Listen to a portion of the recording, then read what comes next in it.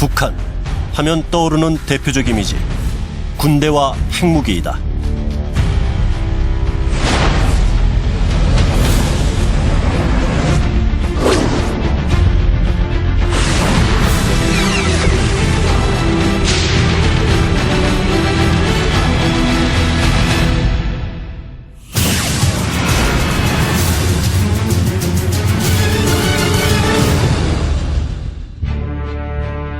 북한군은 1945년 8월 광복 직후 창설되었다.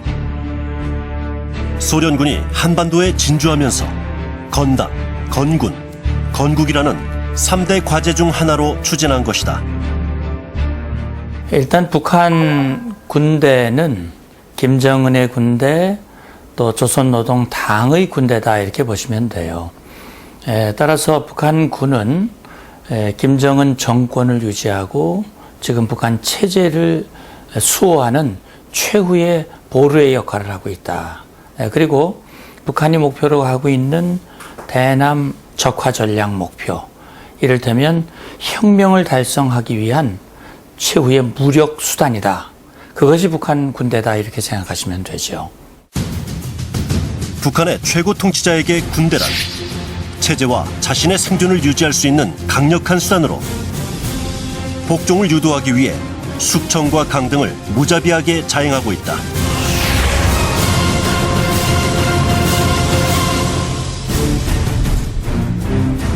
북한의 군대는 당 중앙군사위원회와 국방위원회를 통해 통제된다. 당 중앙군사위원회는 당의 군사노선과 정책을 관철하기 위한 대책을 토의 결정하며 국방사업 전반을 지도한다. 북한의 군사기구는 국방사업 전반을 결정하고 지도하는 국방위원회를 중심으로 총정치부, 총참모부, 인민무력부로 구성되어 있으며 부서 간 수평적 견제 및 충성 경쟁을 벌인다. 북한의 김정은은 최고 사령관으로서 국방위원회 제1위원장, 당 중앙군사위원장, 당 제1비서를 겸직하며 강력한 1인 독재 통치를 하고 있다. 북한은 1990년대 체제 위기 이후 군을 가장 우선시하는 선군 정치를 표방하고 있다.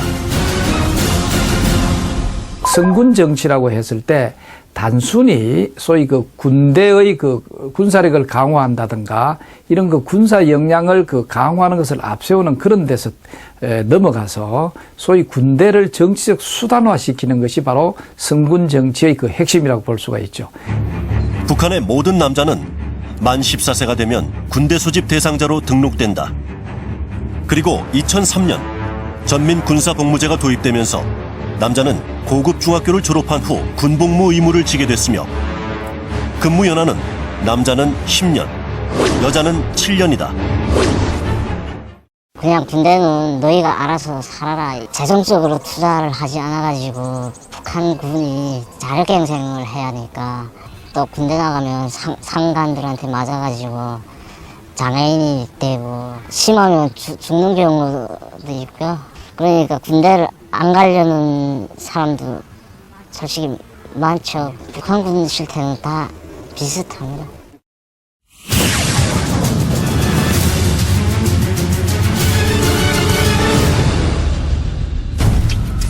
북한의 군사 전략은 선제 기습 전략, 속전속결 전략, 배합 전략으로 요약된다. 북한은 기습 공격과 전후방 동시 공격을 통해 주도권을 장악하여 미군의 증원 이전에 남한 지역을 완전히 점령하겠다는 전략으로 풀이된다.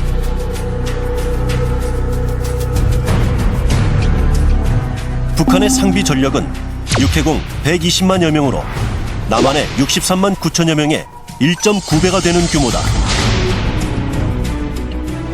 지상군 전력의 약 70%는 평양 원산 이남의 전방 지역에 전진 배치되어 있으며 상당수가 갱도화되어 있어 우리 측에 큰 위협이 되고 있다. 특히 전민 무장화 전략으로 14세부터 60세까지 인구의 약 30%를 군 동원 대상으로 하여 현재 770만여 명에 이르는 예비 전력을 확보하고 있다. 최근 북한은 사이버 전쟁 수행 능력을 강화하고 있다. 2013년 3월 우리의 주요 방송사와 은행 전산망을 공격하고 2013년 6월에는 주요 정부기관 홈페이지를 마비시켰다. 이처럼 북한은 해킹 기술을 활용해 정부와 민간을 가리지 않고 사이버 테러를 가하고 있다. 북한이 경제난으로 우리와 재래식 군사력 경쟁에서 한계가 있다는 점과 우리 사회가 정보통신에 대한 의존도가 매우 높다는 점을 간파해 적은 비용으로 큰 효과를 얻을 수 있는 비대칭 전력을 집중 육성하고 있는 것이죠. 북한의 사이버 공격은 단순히 우리가 가진 소중한 정보의 유출뿐만 아니라 사회 전반에 큰 혼란을 야기하거나 또 마비시킬 수 있다는 점에서 적극적인 대응이 필요합니다.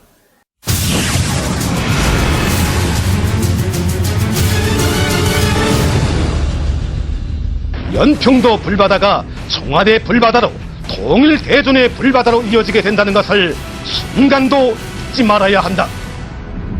북한은 분단 이후 지금까지 약 3,000회에 달하는 대남 군사 도발을 감행하였다. 과거 냉전 시기에는 무장 공비와 게릴라 침투 공격, 판문점과 휴전선 일대의 국지성 도발, 민항기 폭파 및 납치 등의 행위를 일삼았다. 탈냉전 시기인 1990년대와 남북경제협력과 대북경제지원이 진행되던 2000년대에도 북한의 도발은 계속되었다. 강릉 잠수함 침투 사건과 NLL 침범으로 발생한 연평해전, 대청해전이 발생하였고 급기야는 천안함 폭침 사건과 연평도 폭격 도발 사건을 일으켰다.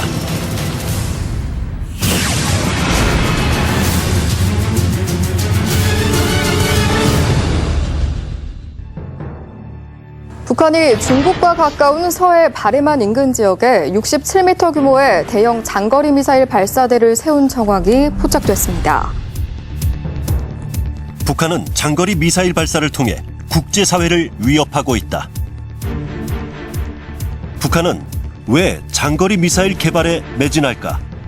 북한에게는 미사일이라는 게 가장 효과적인 투발 수단이라고 볼 수 있습니다. 핵탄두를 실어서 자신들이 원하는 어디든지 도달할 수 있는 그런 사거리를 가진 미사일을 가져야 실제 상대를 또 위협할 수 있고 또 협상 카드로도 쓸 수 있다는 거죠. 북한이 핵무기 개발에 집착하는 이유는 결국 살기 위해서, 체제 생존을 위해서라고 볼 수 있습니다. 그러나 이러한 북한의 핵 개발을 용인할 경우에 다른 불량 국가들이나 테러 단체들이 핵을 또 개발하고 또 핵무기가 확산되어서 국제 질서를 무너뜨릴 우려가 있기 때문에 국제사회는 북한의 핵무기 개발을 철저히 막고 있는 것입니다. 북한은 80년대 후반 세계적인 탈냉전으로 사회주의 국가들이 개혁, 개방으로 나오고 90년대 중반 경제 위기로 인해 북한의 외교 경제적 고립은 심화됐다.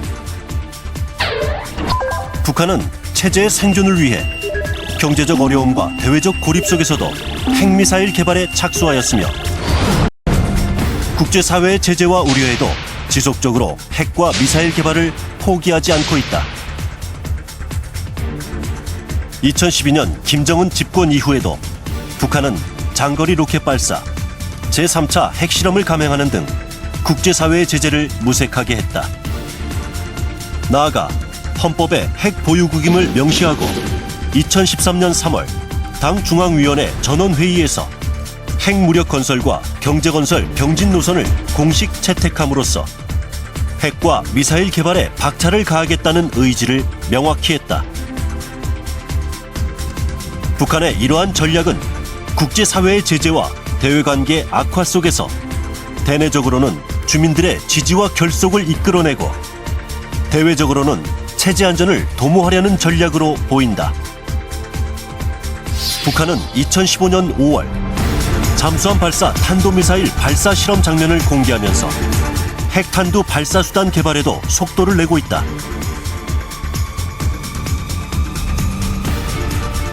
최근 이란은 핵 개발을 포기함으로써 미국과의 관계 정상화, 경제 부흥의 길을 열었다.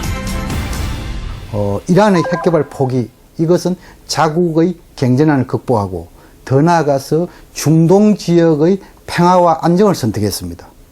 북한도 이런처럼 핵개발을 포기함으로 해서 만성적인 경제난을 극복하고 더 나아가서 한반도와 동부와의 평화 안정을 통해서 지속적인 발전이 가능할 것으로 생각합니다. 현재 북한은 만성적 경제난으로 주민들의 삶이 피폐해지고 있다.